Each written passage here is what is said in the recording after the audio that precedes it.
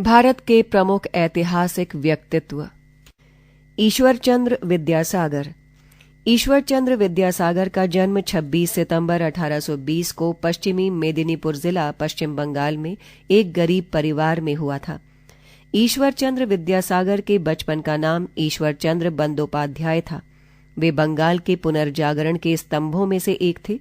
महान दार्शनिक, समाज सुधारक और लेखक थे।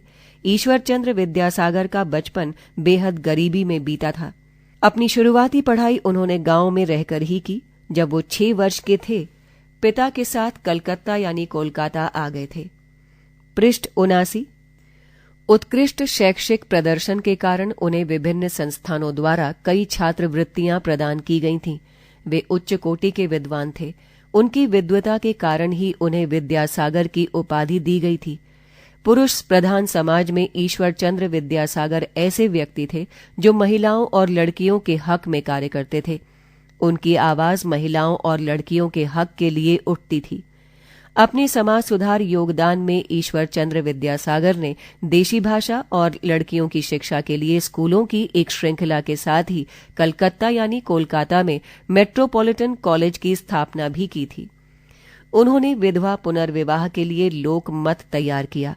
उन्हीं के प्रयासों से वर्ष 1856 में विधवा पुनर्विवाह कानून पारित हुआ। उन्होंने इसे अपने जीवन की एक महत्वपूर्ण उपलब्धि माना था। वो उस दौर के पहले ऐसे पिता होंगे जिन्होंने अपने इकलौते पुत्र का विवाह भी एक विधवा से ही किया। उन्होंने बहुपत्नी प्रथा और बाल विवाह के खिलाफ भी संघर्ष छेड़ा। अपनी सहनशीलता, सादगी तथा देशभक्ति के लिए प्रसिद्ध और एक शिक्षा शास्त्री के रूप में ईश्वरचंद्र विद्यासागर का निधन 29 जुलाई 1891 को कलकत्ता में हो गया था। मीर बाकी। मीर बाकी मुगल बादशाह बाबर का एक प्रमुख कमांडर था और मूल रूप से ताशकंद, मौजूदा समय में उज्बेकिस्तान का एक शहर, का निवासी था। मीर बाकी मुगल बादशाह बाबर के साथ ही भारत आया था। माना जाता है कि बाबर ने उसे अवध प्रदेश का शासक यानी गवर्नर बनाया था। बाबरनामा में मीर बाकी को बाकी ताशकंदी के नाम से भी बुलाया गया है। इसके अलावा उसे बाकी शाघावल, बाकी बेग और बाकी मिंगबाशी नामों से भी जाना गया, लेकिन बाबरनामा में उसे मीर नाम से नहीं पुकारा गया है। जनवरी-फरवरी 1526 में बाकी को शाघावाल नाम से वर्णित किया गया है। उस वक्त बाकी को लाहौर के पास दिबलपुर का क्षेत्र दिया गया और बल्ख, अब अफगानिस्तान में, एक विद्रोह को वश में करने की जिम्मेदारी दी गई। यहां से वापस आने के बाद बाकी को चिन तिमूर सुल्तान के नेतृत्व में 6 से 7 हजार सैनिकों का कमांडर बनाया गया। 1528 में इस सेना को एक अभियान पर चंदेरी भेजा गया। यहां से उनके दुश्मन भाग निकले और चिन तिमूर सुल्तान को उनका पीछा करने का आदेश मिला, जबकि अधीनस्थ कमांडर को इससे आगे न जाने का आदेश हुआ। मार्च 1528 में चिन तिमूर सुल्तान के ही नेतृत्व में बयाजिद और बिबन इब्राहिम लोदी के पूर्व कर्मचारी को अवध के पास पकड़ने के लिए भेजा गया। इन दोनों ने मुगल सेना से लखनऊ का मुगल किला छीन लिया और 1529 तक लखनऊ को अपने कब्जे में रखा। मुगल सेना की इस हार का ठीकरा मीर बाकी के सिर फूटा। संभवतः उस वक्त लखनऊ किले की जिम्मेदारी मीर बाकी के कंधों पर थी। बाबर हार मानने वाला नहीं था। उसने कुकी और अन्य के नेतृत्व में और सेना भेजी। बयाजिद और बिबन को जब और सेना के आने की भनक लगी तो वे लखनऊ से भाग निकले। लखनऊ किले को कुछ समय के लिए खोना और बाकी के उस पर कब्जा न रख पाने की वजह से बादशाह बाबर उससे बहुत नाराज था। इसके बाद 13 जून 1529 को बाबर ने मीर बाकी को बुलावा भेजा। 20 जून 1529 को बादशाह ने बाकी को अपनी सेना से निकाल दिया। बाकी के साथ ही अवध में उसकी सेना को भी बाबर ने निकाल दिया, जिसका वो नेतृत्व करता था। माना जाता है कि इसी मीर बाकी ने 1528 में बाबरी मस्जिद का निर्माण कराया था, जो आगे चलकर एक बड़े विवाद का कारण बनी। अजातशत्रु। अजातशत्रु 492 ईस्वी पूर्व से 461 ईस्वी पूर्व मगध का सम्राट था, जो कि अपने पिता बिंबिसार को जेल में डालकर सत्ता पर काबिज हुआ था। उसकी मां का नाम वैदेही था। उसके बचपन का नाम कुणिक था। अपने शासनकाल के दौरान वो विस्तार की आक्रामक नीति का पालन करता रहा। इस तरह वो काशी और कौशल की तरफ उन्मुख हुआ। इसकी वजह से मगध और कौशल के बीच लंबे काल तक अशांति विद्यमान रही।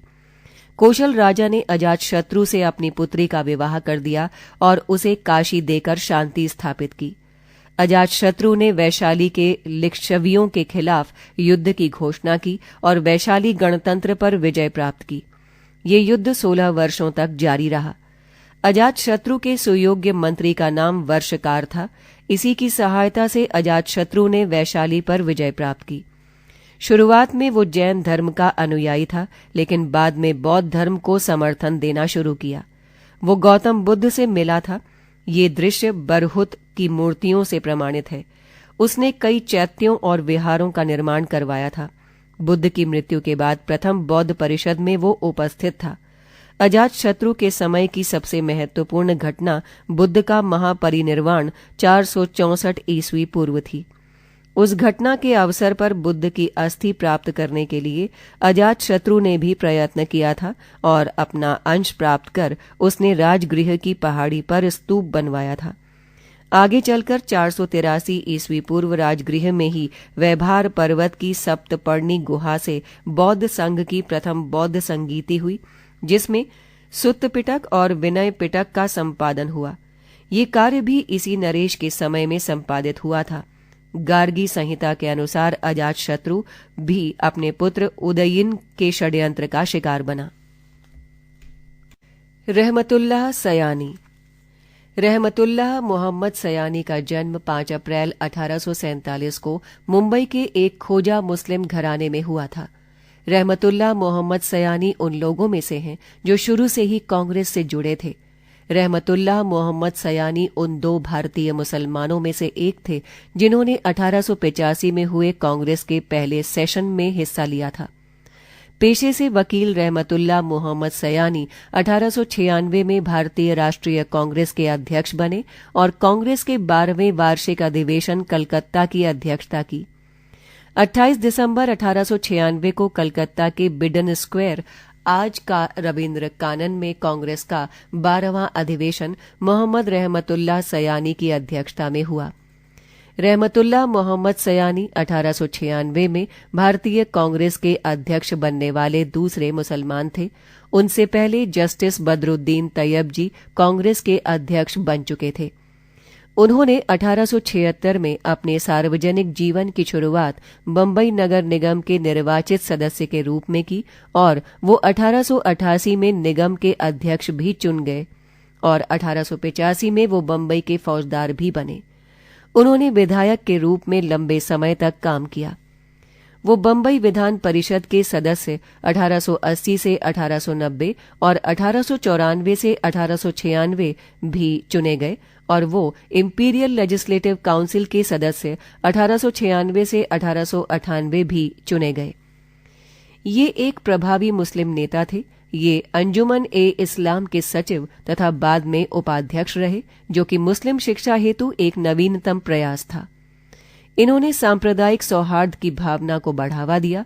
6 जून 1902 को मात्र 55 वर्ष की उम्र में रहमतुल्लाह मोहम्मद सयानी का उनके बंबई स्थित आवास में देहांत हो गया। यूसुफ मेहर अली। यूसुफ मेहर अली भारतीय स्वतंत्रता संघर्ष के अग्रणी नेताओं में थे। यूसुफ कांग्रेस सोशलिस्ट पार्टी के संस्थापक सदस्य थे। यूसुफ मेहर अली का जन्म बंबई के एक संपन्न मुस्लिम बोहरा परिवार में 23 सितंबर 1903 को हुआ था। उनकी प्रारंभिक शिक्षा बोरीबंदर के न्यू हाई स्कूल में हुई। इसके बाद सेंट जेवियर कॉलेज और एल्फिंस्टन कॉलेज उनकी पढ़ाई का केंद्र बना। इसी दौरान उनके अंदर नाटकों और कविताएं लिखने का जुनून सवार हुआ। धीरे धीरे उनकी दिलचस्पी राजनीतिक गतिविधियों में बढ़ने लगी।